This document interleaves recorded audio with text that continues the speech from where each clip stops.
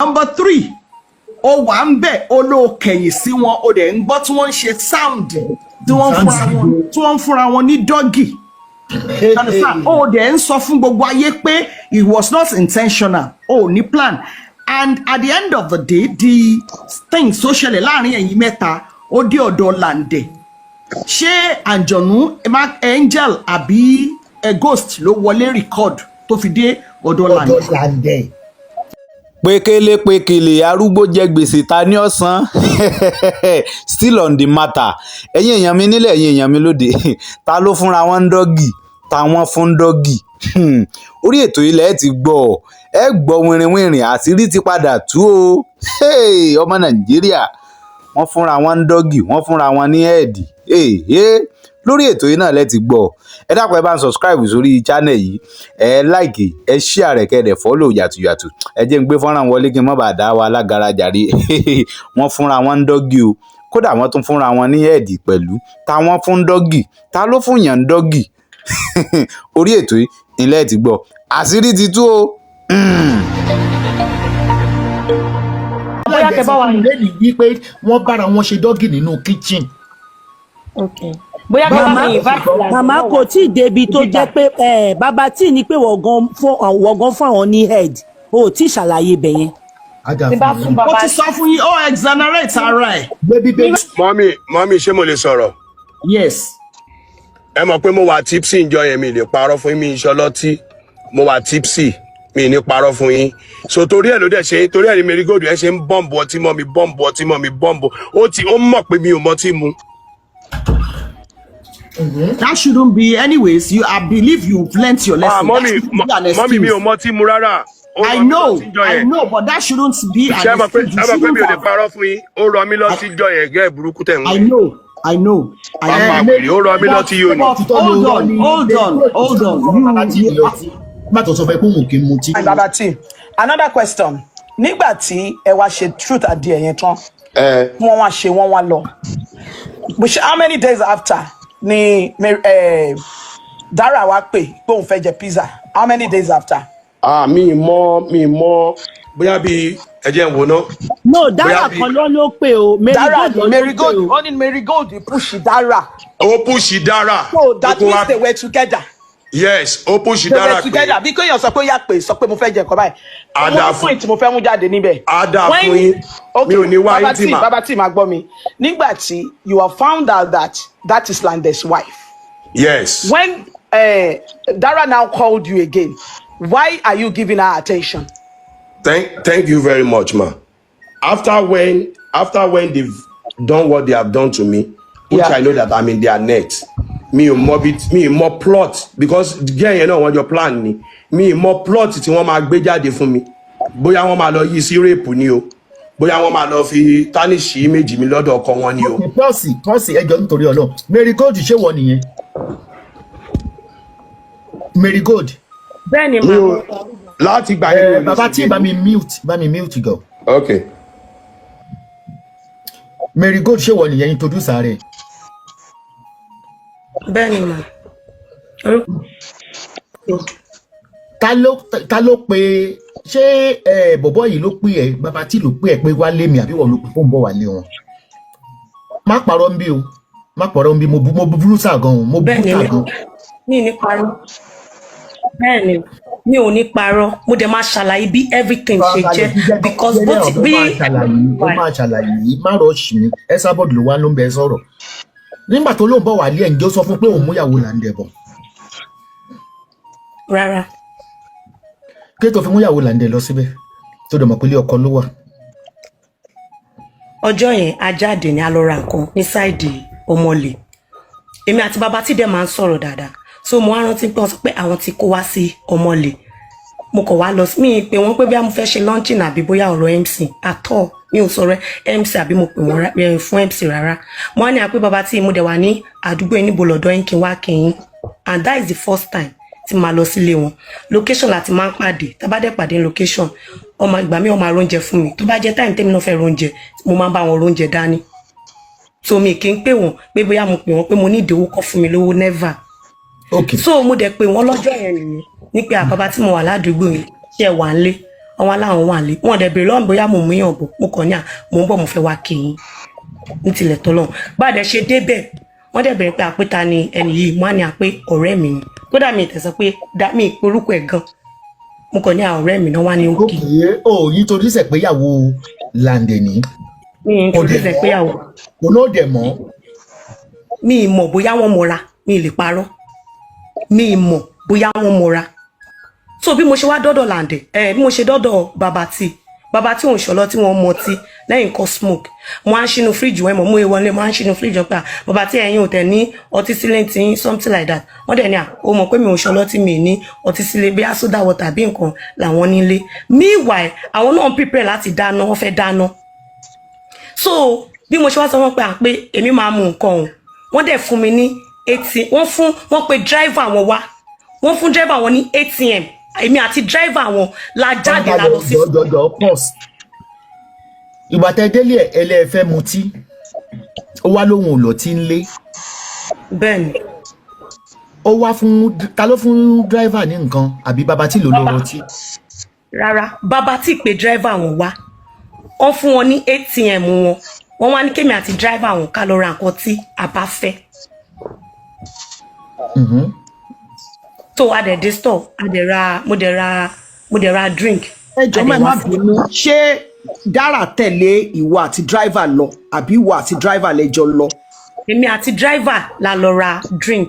ó wá fi bàbá tí àti Dara sílẹ̀ inú ilé. bẹ́ẹ̀ni mà. ok.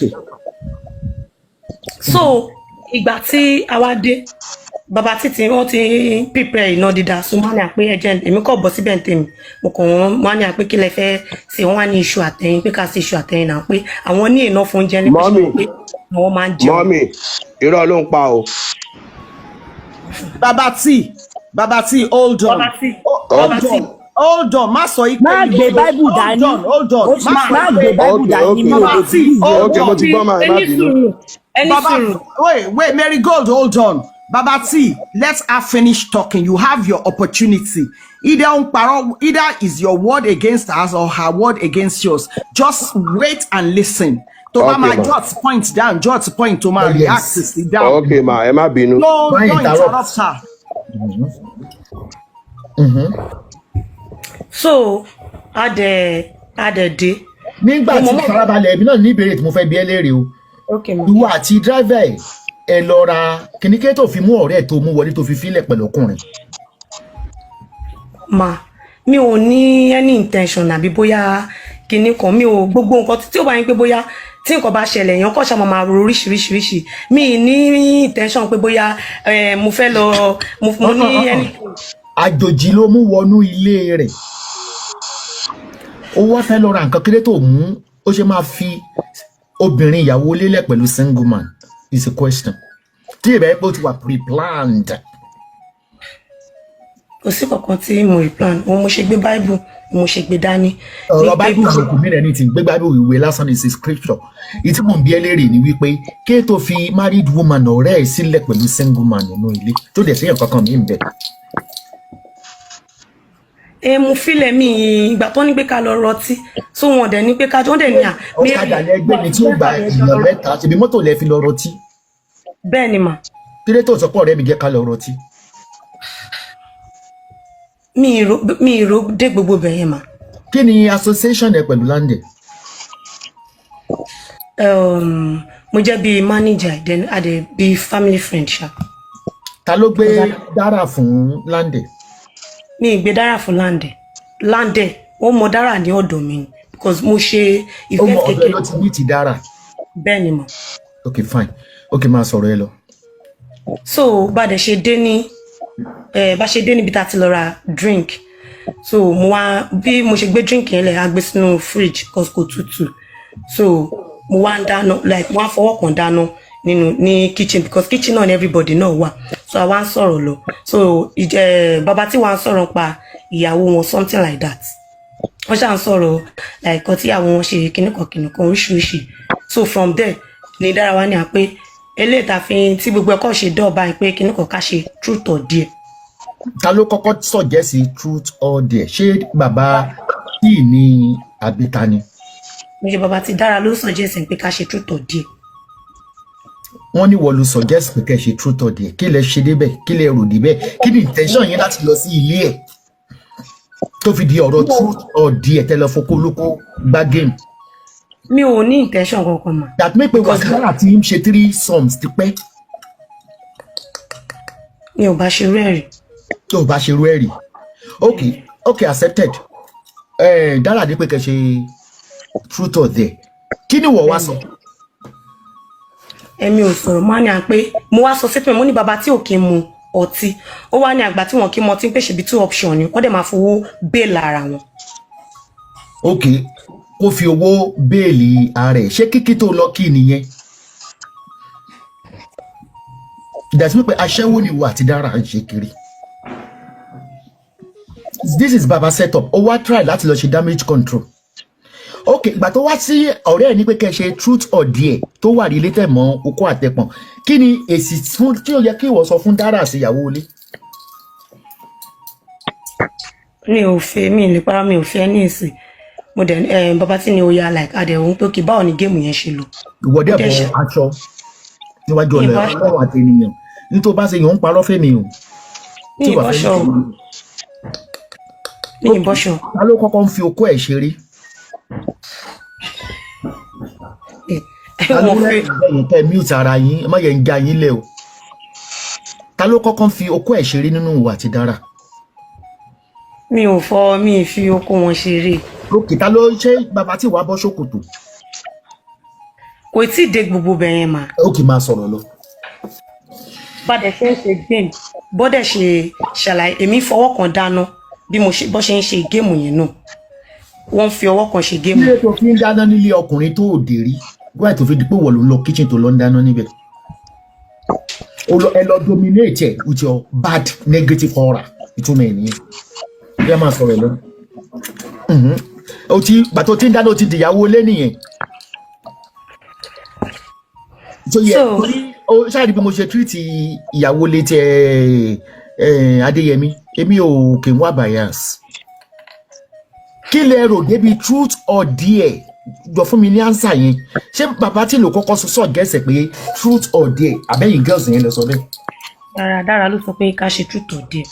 ẹjọ́ máa ẹ má bínú mà you know why it is unbelievable tó bá yẹ pé story tẹ put up yìí ẹ sọ wípé Dara ò mọ baba tí likely kó má mọ Dara and she got there for the first time how bold will she be to start a game nílé ẹni tí ò rí tí ò mọ̀ rí. tí wọn náà dẹ̀ ń ṣe ń jẹ́ ń bẹ̀. tí ìwọ́dẹ̀ wà ń bẹ̀ òun ló dẹ̀ máa sáré sọ wípé kẹ́ ẹ ṣe sexual truth or dare game ó wà questionable I'm sorry. ǹjẹ́ ìgbà tó sọ bẹ́ẹ̀ ǹjẹ́ wọ́n sọ fún baba tí pé married woman ni. rárá mi sọ bẹ́ẹ̀. ok máa sọ̀rọ̀ ẹ lọ. so bọ́dẹ̀ ṣe bẹ̀rẹ̀ truth or dare so ó wá díẹ̀. wọ́n jọ bẹ̀rẹ̀ abẹ̀rẹ̀ like abẹ̀rẹ̀ truth or dare. ẹbẹ̀rẹ̀ truth or dare. so first dare mi ni first person mo wá ní àmọ́ díẹ̀ bàbá tí kì wọ́n da epo sí orí wọn. kí ló ń jẹ́ epo. epo pupa kó dà sí orí ẹ̀.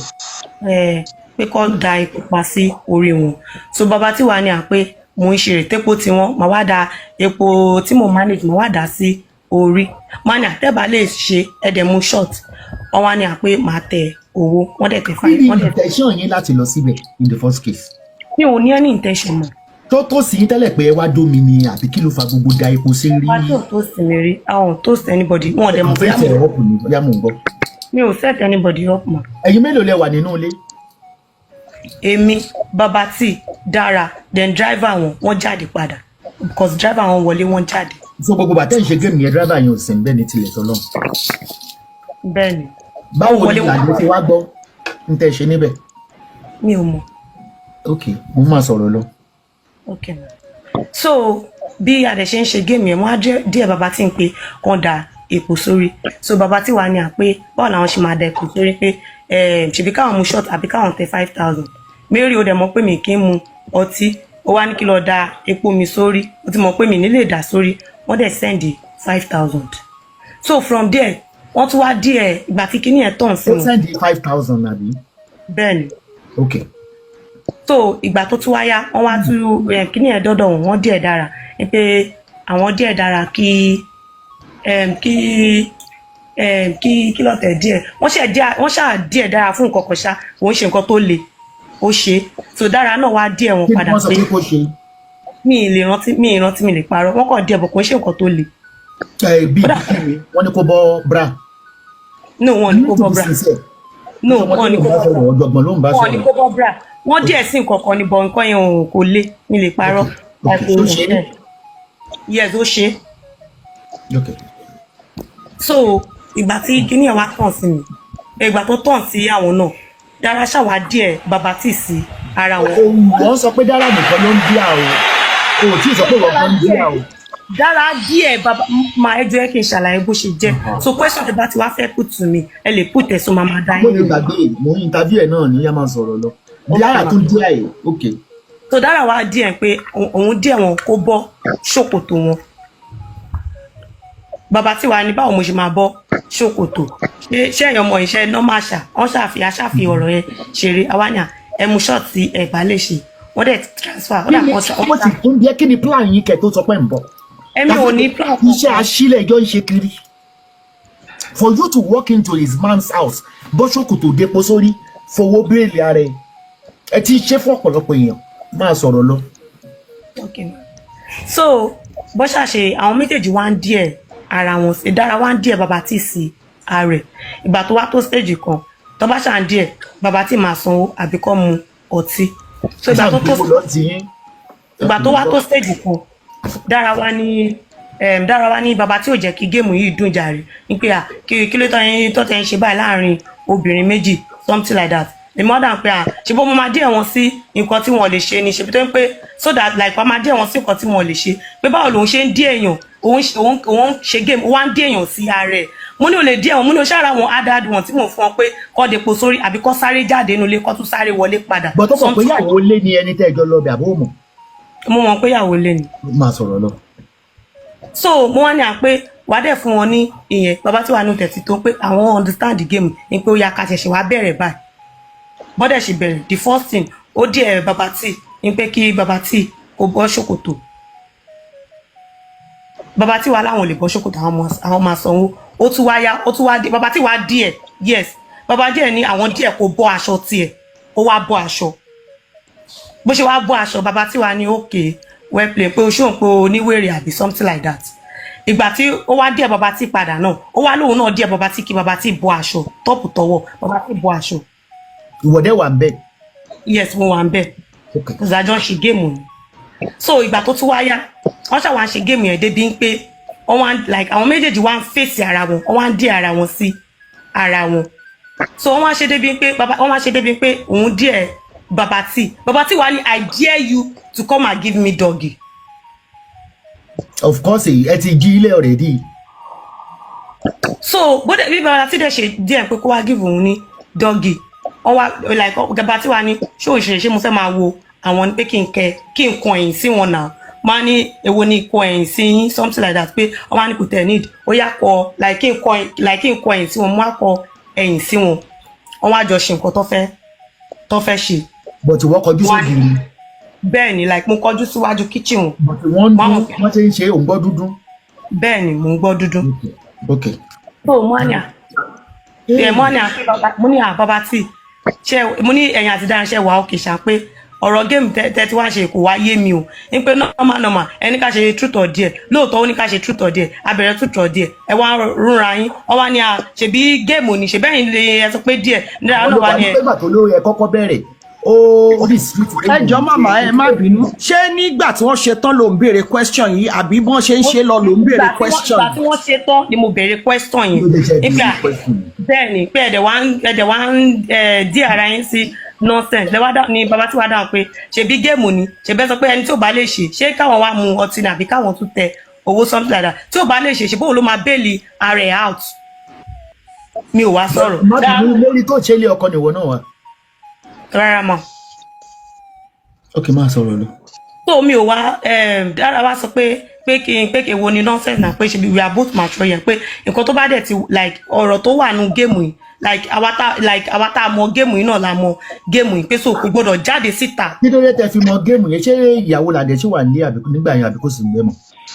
ó wà ń bẹ like ìgbà tí mo sọ pé ìgbà tí mo sọ̀rọ̀ pé ìgbà tí mo sọ̀rọ̀ pé èwo ni gbogbo òṣìṣẹ́wájọ́ ń ṣe báyìí pé nígbà ẹ ti ń fi like ẹ ti ń fi sex sínú game ní pé normal ó yẹ kó máa díẹ̀ wọn sí nǹkan tí wọn ò lè ṣe based on pé ó ṣàrí pé bẹ́ẹ̀ ṣe ń challenge wá lè máa san owó fún yín. yes Marigold, if you are Marigold, if truly you don't have any ulterior motive or ní pre-planned, when Babati, if truly allegedly because it's your word against Babati, is Babati words against you, àfi Dara tó sì kẹta yín tó bá tún wá síbí ló lè tún clear, ló lè fún wa ní clarity, clear picture. Nígbà tí Babati, nígbà tí ó sọ, because òun exonerate ara ẹ̀ ń sìn pé ó bá wọn bọ́ṣọ. Hold on.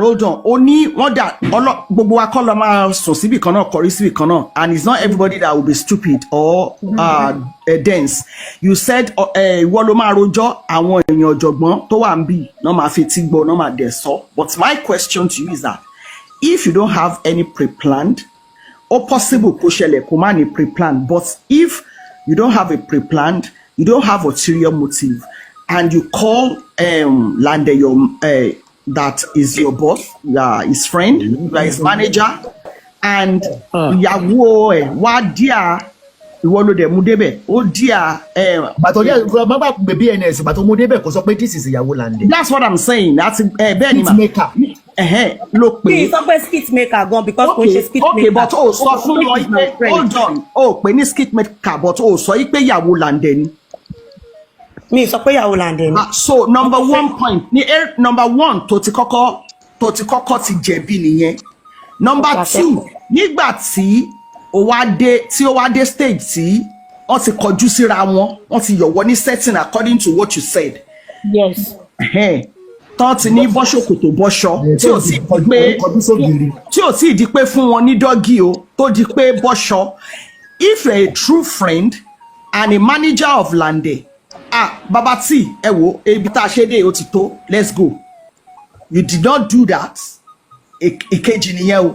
Number three, ó wà ń bẹ̀ ó ló kẹ̀yìn sí wọn ó dẹ̀ ń gbọ́ tí wọ́n ń ṣe sound tí wọ́n ń fúnra wọn ní dọ́gì. Ó dẹ̀ ń sọ fún gbogbo ayé pé it was not intentional, ó ní plan, and at the end of the day the thing tó ṣẹlẹ̀ láàrin ẹ̀yin mẹ́ta ó dé ọ̀dọ̀ Lande. Ṣé àǹjọ̀nú angel àbí ghost ló wọlé record tó fi dé ọ̀dọ̀ Lande?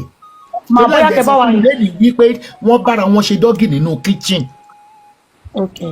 Bóyá kẹ bá mi invite Lande. Màmá kò tí ì débi tó jẹ́ pé Babati ní pé wọ̀gán fún àwọn ní head o ò tí ì ṣàlàyé bẹ̀ yẹn.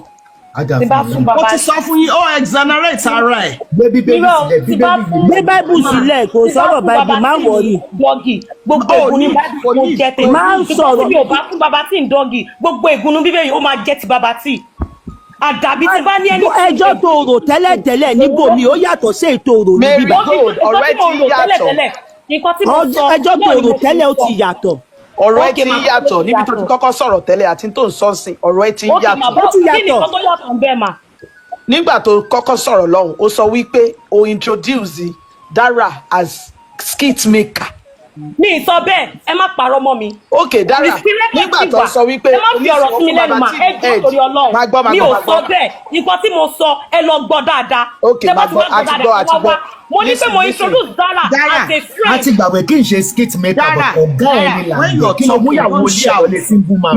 Marigold, don't shout. Mo jẹ̀bi mo jẹ̀bi ọsọ náà. Mo ní mo jẹ̀bi torí pé mo mú. Sórí gbogbo tó ṣẹlẹ̀ láàrin Dara àti tó ṣẹlẹ̀ lẹ́yìn ẹ ti ṣe fún several men. Mary ọkùnrin tó pọ̀ ẹ jẹ́ sọ kìíní kan nígbà tí wọ́n accuse ẹ pé o fún Babati ní head you are quick to pick the Bible láti búra. Má gbọ́ wait Marigold wait. Mo ṣe dì í mú. But you are not quick when wọ́n sọ fún ẹ wípé it's intentional. Ipe ta ló record you are not quick to pick the Bible láti búra. Mi ò mẹ́ni tó record. But you are not quick to pick that Bible láti búra pé o wọ́kọ́. rìkọ́ọ̀dì bàbá tí níbi tá a ti ń ṣe game kí gbogbo ègún ní bíbélì kó jẹ́ tèmi ṣùgbọ́n tí bá rìkọ́ọ̀dì bàbá tí gbogbo ègún ní bíbélì tó fi pa kó máa jẹ́ tiwọn àdàbí tó bá yẹ pé mo pa burúkú bàbá tí ló kù àbí mo ní intention sí wọn. I don't know. Ẹ lè pe bàbá tí ẹ lè drag landẹ̀. Ok, ẹ̀yin mẹ́ta lẹ́wọ̀n. I don't know. Báwo ni rìkọ́ọ̀dì yẹn ṣe dọ́wọ́ landẹ̀ pé wọ́n ṣe dọ́gì tó ló sọ fẹ́mi ilé ni. I don't know. Pé wọ́n ṣe dọ́gì ní kitchen. Mi ò mọ̀. Mi ò mọ̀ bí rìkọ́ọ̀dì ṣe dọ́wọ́ landẹ̀. Jerry, in my own mo mú ìyàwó ilé lọ sí ọ̀dọ̀ èèyàn mi ò dẹ̀ ní intention mi ò sọ pé bóyá mi ò rò mo jẹ̀bi accepted. Okay, Shari, Baba T, in as much as T blame Marigold of àwọn ìwà tó ń wù gẹ́gẹ́ bíi pé ó jẹ́ manager landẹ̀ ó dẹ̀ mọ̀ pé ìyàwó ilé lòun mú lọ sí ibi tó mú lọ. You yourself, Baba T, you are to be blamed as well. Mi ní sọ pé torí pé ó jẹ́ ọmọ sí mi ní sọ pé torí pé but BNF vulgarism ìsọkúsọ yẹn ọ̀dọ̀ kò sí bẹ́yàn ṣe máa sọ̀rọ̀ okó lẹ́gbẹ̀ẹ́ òbò lẹ́gbẹ̀ẹ́ ọkùnrin ẹ jẹ́ ká túbọ̀ yẹn. Ní sùúrù àwọn tó gẹ́gẹ́ bí mo ṣe mọ Baba T ṣe ń gbọ́ ṣe bẹ́ẹ̀ mi ni mo fa Baba T the industry. Baba T is not is supposed to be disciplined. O kọ́ṣẹ́ débẹ̀ ó dẹ̀ mẹ́kọ̀ọ́ débẹ̀. Discipline ò débi ẹ̀ẹ́dá sórí. Ẹni sùúrù. Baba T tèmi mọ̀ o bóyá lórí ṣáyó level ló jẹ́ kó mess up but nígbà tí wọ́n mú ọmọbìnrin yẹn wá tó ní stranger ni tó mọ̀ rí tó dẹ̀ go to the you put yourself, your career, your image at risk, and that is what you're paying for now. And I hope this will be a lesson to everyone. You understand? You don't take chances. You don't risk. Other paying me ti Ọlọ́run fún ní ògo àti stardom value, because if you know what you have, you will not want to lose it. Over what? Over olóṣọ́ pé 1 minute left pé o ti ṣe whatever, you know, over 1 minute enjoyment or 5 minutes enjoyment or whatever. That is ridiculous. To be honest, I'm very upset. I'm very upset. You know, BBC because you lost control. You lost control. You understand? And it is very, very bad. Mommy, ṣé mo lè sọ̀rọ̀? Yes. Ẹ mọ̀ pé mo wà tipsy ńjọ́ yẹn mi lè parọ́ fún yín mi iṣẹ́ ọlọ́tí mo wà tipsy mi ní parọ́ fún yín so torí ẹ̀ ló dẹ̀ ṣe torí ẹ̀ ní Marigold ẹ̀ ṣe ń bọ́ǹbù ọtí mọ́ mi bọ́ǹbù ó mọ̀ pé mi ò mọ tí mu. That shouldn't be. Anyways, I believe you've learnt your lesson. Mommy, mi ò mọ tí mu rárá. I know, but that shouldn't be an excuse. Mi ò lè parọ́ fún yín ó rọ mí lọ sí ìjọ yẹn gẹ́gẹ́ burúkú tẹ̀ ń wò. I know. Hold on. Bàtò sọ fẹ́ pé òun kì í mutí. Ìka ni ó rọ mí lọ tí yóò ní ìka. Bàbá tí ò mọtí lọ́jọ́ tá à ń sọ ẹ̀ one shot. Àbáyé ẹ fẹ́ kala go. Hey, don't go to that route. Baba T, don't go to that route. Why is she lying? Baba T, you have already put yourself in a mess. You understand? Mommy now. Mommy. Don't. Àníká bá máa parọ́ tó bá ti di kọ́. Ṣé pé àbí ẹ má bínú, ó kàn ká mi lára ni fún parọ́. Marigold, all being said, in this now, over 5,000 people are watching you, and I'll ask you as well the same thing. I want you to address everybody. Address everybody. Kì í ṣe about a minimal start truth or dare kọ́lélẹ̀ èmi ni mo mú ìyàwó lé kọ́lélẹ̀. Okay, you have been caught in this situation, you understand, and it's terrible. It's a messy one. So address the public, the nation, everybody watching, so that you will tell them maybe you apologize for what you have done. You tell them where you have been wrong. I will never apologize because I've never been wrong because side ibi tèmi tí wọ́n máa sọ pé tí nǹkan bá ṣẹlẹ̀ tán lóníkálùkù máa wo ibi tó ti wrong. Mi ò mọ̀ pé nǹkan wrong pé mo lọ síbi kankan yín pé bí mo ní any intention láti mú ọ̀rẹ́ lọ síbẹ̀ mo lọ sọ́dọ̀ wọn nìyẹn. Mo ní bàbá tí ṣe ń gbé ẹ̀ṣẹ̀ wà ní àdúgbò bá ilẹ̀ wa mo fẹ́ wá kí yín adẹjọ́ lọ nìyẹn.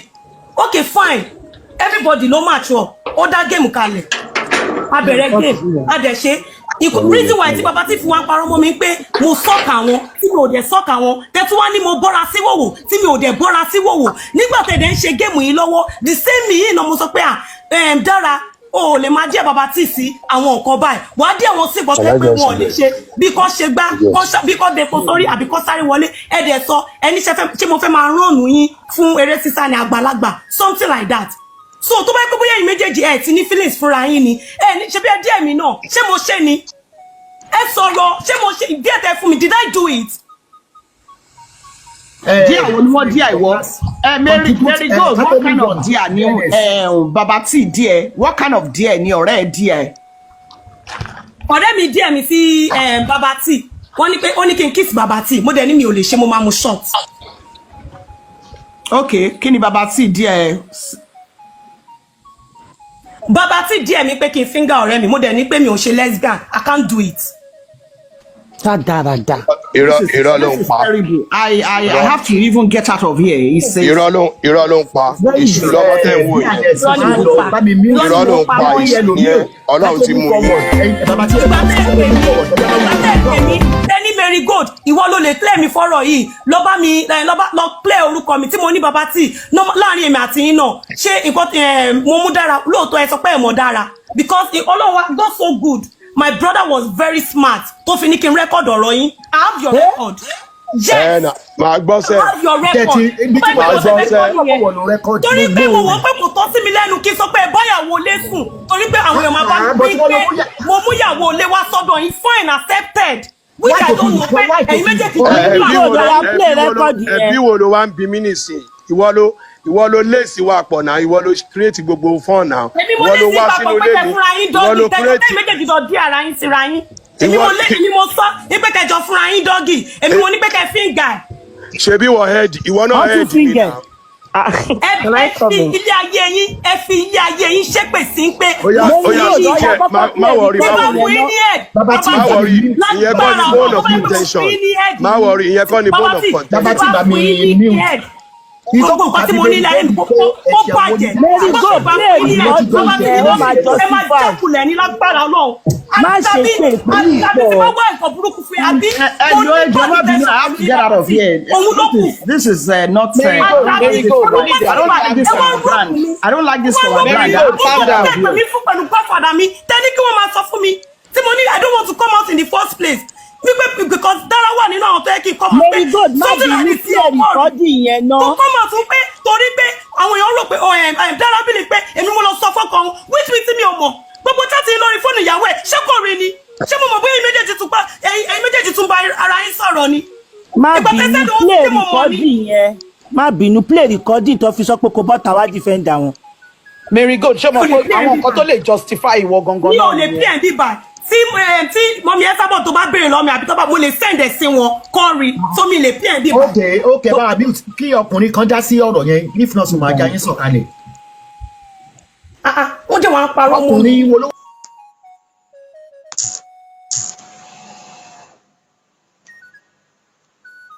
If you're not talking. Ẹ káàárọ̀ gbogbo lé mo kí everybody màmá mo kí yín ẹ kú iṣẹ́ takuntakun. Balẹ̀ o lábẹ́ ẹ introduce ara yín. Fọlọ́runṣọ́ Àlàbí lórúkọ mi so mo jẹ́ ọ̀kan lára àwọn tó jẹ́ pé tírú nǹkan báyìí bá ṣẹlẹ̀ tàbí bóyá àwọn nǹkan tí ó jẹ́ strange something tó bá happen tí a bá jẹ́ kí àwọn èèyàn kò gbọ́ like irú nǹkan tí à ń sọ̀rọ̀ nípa ẹ̀ lọ́wọ́ báyìí tó dẹ̀ jẹ́ pé a máa make sure pé a rí òdodo ọ̀rọ̀ àti pé báwo ni nǹkan yẹn gan ṣe ṣẹlẹ̀ so ìdí rẹ̀ tó jẹ́ kí n farabalẹ̀ láti máa gbọ́ nǹkan tó ń ṣẹlẹ̀ yìí dáadáa. Àròyé TV rèé ẹ láìkì ẹ sọ̀scribe kẹ́ ẹ sì máa fọ́lọ̀. Òkèláwà téńté.